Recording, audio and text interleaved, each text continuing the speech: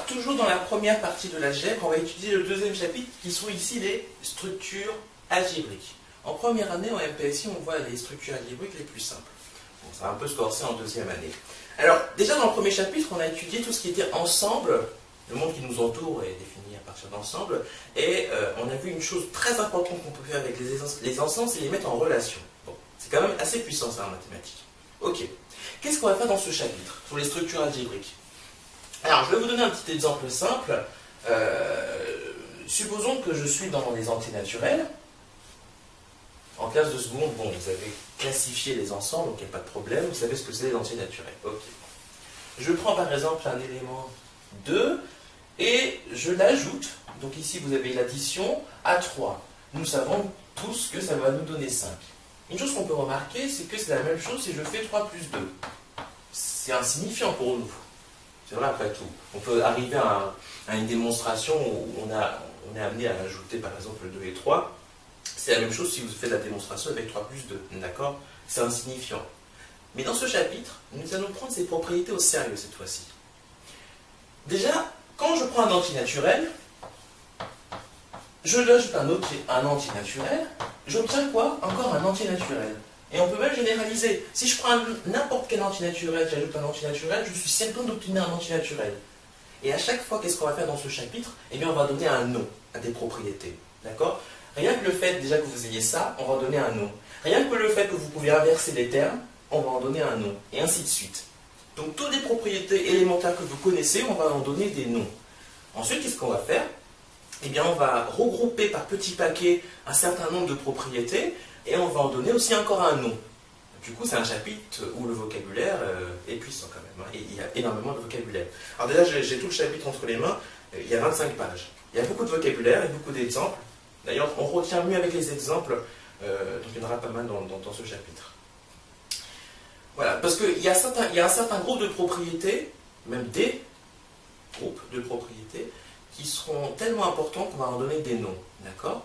Et pour un certain groupe de propriétés, on va ajouter une condition pour qu'on ait encore un autre groupe de propriétés, etc. etc. D'accord? Donc jusqu'à arriver à la fin du chapitre. Les choses vont commencer à se corser, parce que déjà, on rentre vraiment dans l'abstrait, et les choses vont commencer à se corser quand on va mélanger tout ça en appuyant sur les applications. Donc vous allez voir que là, ça va un peu se corser, parce qu'on va beaucoup parler des applications. Donc il faut absolument que vous maîtrisiez le premier chapitre sur les ensembles et les applications. Bon. Et à la fin du chapitre, vous serez capable de résoudre des problèmes, vous serez même capable vous-même de faire des affirmations, de répondre à des questions qu'on peut vous poser. Alors je vous donne un exemple. Bon, évidemment, vous n'allez pas le comprendre comme ça. Hein. Si vous avez déjà étudié les structures algébriques, je pense que vous me comprendrez. Mais pour ceux qui n'ont pas encore étudié les structures algébriques, vous n'allez pas me comprendre. Par exemple, on dira, si je vous demande, mais pourquoi un corps c'est un anneau intègre? Ben, vous allez me dire, ben, c'est normal parce qu'il est non réduit à zéro, il est commutatif et tous les éléments non nuls sont inversibles. Ça, c'est lié à la régularité. Vous avez vu, j'ai quand même utilisé pas mal de termes. Nous, on va tous les définir. Et bien justement, on va commencer ce paragraphe par la loi de composition interne. J'ajoute un entier à un autre naturel et j'obtiens un entier naturel. Ça porte un nom, donc on va commencer par ça. On va commencer tout doucement et ensuite on va à chaque fois trouver d'autres propriétés. Donc on va commencer par loi de composition interne. Malheureusement, il nous faut une notation pour généraliser la notion d'opération. Et justement, au lieu de dire opération, on dira loi de composition. D'accord? Interne, pourquoi? Et bien justement, on va le voir. Donc, définition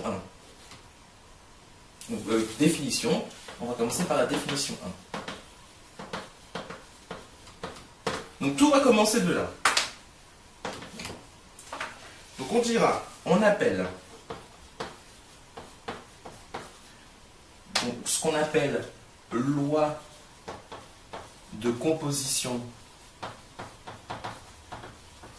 Loi de composition interne. On appelle loi de composition interne. Des fois, pour abréger, on dit LCI. Vous comprenez, hein, L pour loi, C pour composition, I comme interne. Sur un ensemble E, donc on appelle loi de composition interne sur un ensemble E toute application,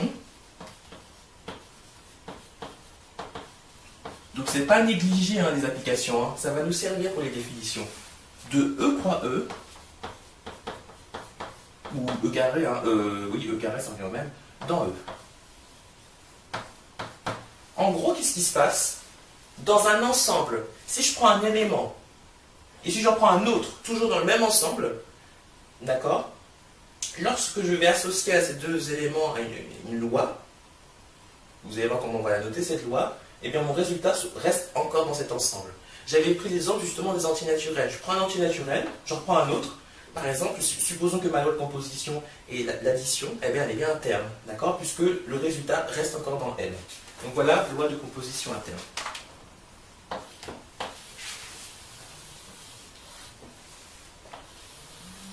Alors des fois, pour aller plus rapide, au lieu de dire loi de composition interne, évidemment vous avez ici l'abrégé, mais on peut carrément dire loi, d'accord? Ou même loi interne.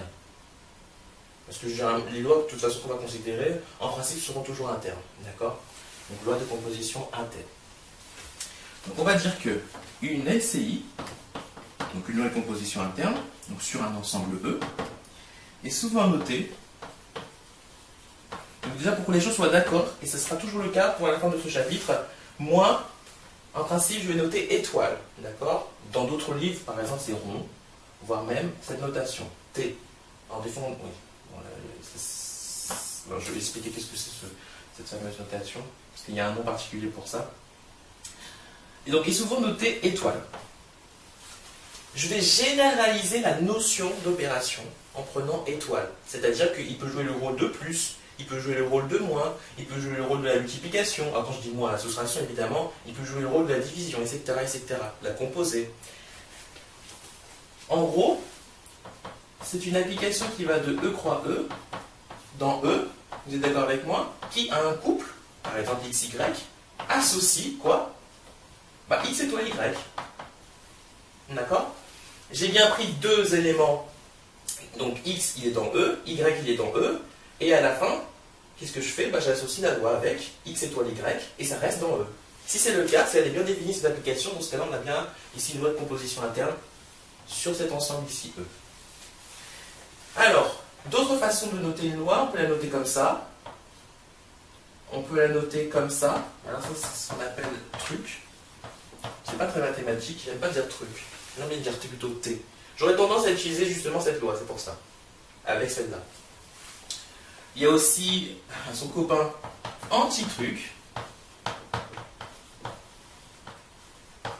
Qu'est-ce que vous avez d'autre comme... Oui, évidemment, le plus et le point. Donc, voilà des lois que vous pouvez avoir ici. Donc, voilà. Alors, je vais quand même donner un exemple.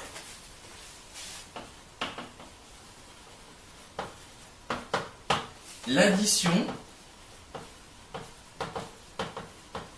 et la multiplication. Évidemment, il faut que je précise en quel ensemble. Dans N est une LCI. D'accord? Vous multipliez deux entiers naturels, vous obtenez obligatoirement un entier naturel. Vous additionnez deux entiers naturels, vous obtenez obligatoirement un entier naturel. D'accord? Donc on a bien à faire une loi de composition interne dans N, pour la multiplication et pour l'addition. D'accord? Attention, étoile, je généralise. Hein. Mais en prenant un cas particulier, c'est-à-dire l'addition et la multiplication, ça reste encore des LCI dans N. D'accord? Alors, un ensemble qui va être justement muni d'une loi de composition interne, on va la noter comme ça. Vous aurez ici votre ensemble, par exemple, les antinaturels, je vais généraliser. E muni de sa loi de composition interne. E étoile. Dans les définitions, ça servira toujours de cette notation d'ailleurs. Qu'est-ce que j'ai d'autre comme exemple? Je vais le faire à l'oral. Si je prends par exemple un ensemble grand E, et j'ai grand X et grand Y, des sous-ensembles de grand E, l'union est bien une loi de composition interne dans E. D'accord? L'intersection aussi. Parce que quand vous faites l'union de deux ensembles, ça reste encore un ensemble qui reste dans P de E. D'accord? Et oui, c'est vrai, il y a un nom quand même pour ça. Bon, c'est pas forcément donné dans les exercices comme nom, mais moi je préfère l'utiliser pour qu'on soit bien d'accord. En fait, tout va partir de là, d'un ensemble muni de sa loi de composition interne. Et ensuite, on va remarquer qu'il existe des propriétés. On va en donner des noms, comme je vous l'avais dit. Rien que ça, quand vous avez un ensemble muni de sa loi de composition interne, d'une loi de composition interne, on dira qu'on a affaire à un magma. Voilà. On pourra éventuellement ajouter d'autres propriétés. Mais à chaque fois qu'on ajoute une propriété, il y aura un nom précis. Donc ça fait quand même pas mal de vocabulaire. D'accord? Tout va partir de là. Voilà. Qu'est-ce que c'est un magma? Eh bien, c'est un ensemble muni d'une loi de composition interne. C'est tout.